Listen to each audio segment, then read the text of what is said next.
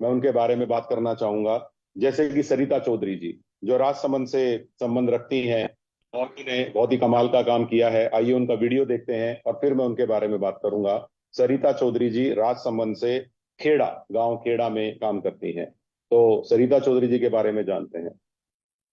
नमस्कार। मैं सरिता चौधरी झुंझुनू जिले की निवासी हूँ और वर्तमान में मैं राजसमंद जिले के राजकीय प्राथमिक विद्यालय फूल बस्ती काड़ा में कार्यरत हूँ। वर्ष 2016 में जब इस विद्यालय में मेरी नियुक्ति हुई तो सर्वप्रथम मेरे सामने सबसे बड़ी समस्या ये आई कि विद्यालय में बच्चे नामांकित तो थे, लेकिन विद्यालय 2-4 बच्चे ही आते थे। शुरुआत में तो ये समझ में नहीं आया कि किस तरह से बच्चों को स्कूल लाया जाए। फिर मैं धीरे धीरे बच्चों के पेरेंट्स से मैंने कांटेक्ट करना शुरू किया और उनको कन्विंस किया कि वो अपने बच्चों को विद्यालय भेजें, और साथ ही बच्चों को भी समझाया, और उनके घर जब जाती तो बच्चों को साथ में ही पकड़कर स्कूल लाती थी। उन्हें दिन भर स्कूल में रोक कर रखना एक बहुत बड़ा काम था। लिखना पढ़ना सिखाना तो बहुत दूर की बात थी। उसके बाद मैं बच्चों को विद्यालय लाने के बाद उनको कुछ रोचक एक्टिविटीज करवाती, गेम्स खिलवाती और कविताएं बुलवाती थी, जिससे बच्चों को विद्यालय में मजा आने लगा और बच्चे रोज स्कूल आने के लिए उत्सुक रहते थे और स्कूल में उपस्थिति भी बच्चों की बढ़ने लगी। उसके बाद जो बच्चे नहा धोकर विद्यालय नहीं आते थे, क्योंकि लगभग बच्चों के माता पिता हैं वो मजदूर वर्ग से संबंधित है, तो वो सुबह जल्दी काम पर चले जाते थे, तो ऐसे बच्चों को मैं विद्यालय में ही हैंडपंप पर विद्यालय समय से पूर्व पहुंचकर नहलाती थी और उनको स्कूल के लिए तैयार वहीं कर देती थी। जिन बच्चों के बाल बड़े होते थे उनको मैं प्रति महीने नाई को बुलाकर और उनकी निःशुल्क हेयर कटिंग करवाती थी। साथ ही बच्चों को विद्यालय यूनिफॉर्म, टाई, बेल्ट, स्टेशनरी और जूते, जुराब, स्वेटर आदि भी मैं अपने खर्चे से उपलब्ध करवाने लगी। उससे बच्चों का रुझान विद्यालय के प्रति और बढ़ने लगा। उसके बाद मैंने सोशल मीडिया से कुछ भामाओं से संपर्क किया और भामाशाओं ने मेरे विद्यालय में बच्चों के लिए टेबल कुर्सी, टीवी, जिससे स्मार्ट क्लास चालू की गई, कंप्यूटर, प्रोजेक्टर, कूलर, पंखे आदि का सहयोग किया। इन सब कार्यों के बाद मेरे मन में एक विचार आया कि बच्चे तो स्कूल से जुड़ गए हैं, डेली स्कूल भी आते हैं, अच्छी पढ़ाई भी कर रहे हैं, साफ सुथरे बच्चे स्कूल आ रहे हैं, लेकिन बच्चों के साथ साथ उनके पेरेंट्स को भी पता होना चाहिए कि बच्चा 6 घंटे स्कूल जा रहा है तो वहाँ पे क्या सीख रहा है, स्कूल के शिक्षक उसको क्या पढ़ा रहे हैं। इसके लिए मैंने हर महीने विद्यालय में पेरेंट्स मीटिंग का आयोजन रखा और साथ ही साथ मासिक मातृत्व सम्मेलन का आयोजन किया, क्योंकि बच्चा होता है उसको उसकी माँ के साथ पिता की बजाय ज्यादा लगाव होता है, और एक माँ होती है वो अपने बच्चे को बहुत अच्छे से जानती है।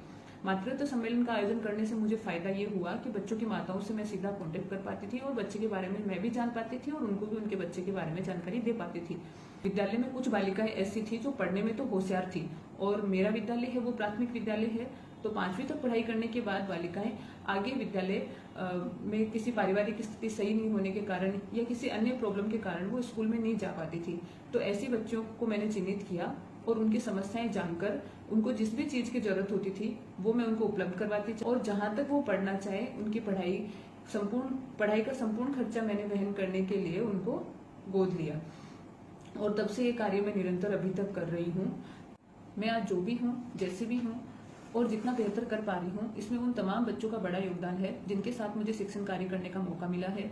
मैंने जिस भी काम को बच्चों के लिए किया या बच्चों के साथ किया उसमें मुझे पूरी सफलता मिली है, और उसमें मैंने तन मन धन से काम किया है। मैंने ये देखा और अनुभव किया है कि अगर हम किसी काम को पूरी लगन और निष्ठा के साथ करते हैं तो हमें सफलता अवश्य मिलती है। मैंने अक्सर ये भी सुना है कि इन बच्चों को कितना भी सिखा दो इनको कुछ नहीं आता है, लेकिन ऐसा नहीं है। हर बच्चा सीख सकता है, हर बच्चा सीखना चाहता है, बस जरूरत है तो उसे निखारने की। धन्यवाद। तो आप लोगों ने देखा सरिता चौधरी को झुंझुनू से संबंध रखती हैं और राजसमंद के ट्राइबल एरिया में काम करती हैं। और शायद हम में से कई लोग ये देखने के बाद मन में सोच रहे होंगे कि झुंझुनू से बिलोंग करके बाद राजसमंद के इलाके में काम करके ये इतनी खुश कैसे हैं। तो ये एक तरह का कटाक्ष है, एक तरह का व्यंग है हम सबके ऊपर, जो ये सोचते हैं कि हम अगर अपने घरों के आसपास ही जिंदगी बिताएंगे तो हमारी जिंदगी बहुत खुशनुमा होगी, बहुत सफल होगी। सफलता देश के किसी भी कोने में, विश्व के किसी भी कोने में प्राप्त की जा सकती है। आपके मन के अंदर ये बात आनी चाहिए कि आप कुछ ऐसा कर रहे हैं जिससे औरों की जिंदगी में हैप्पीनेस आ रही है।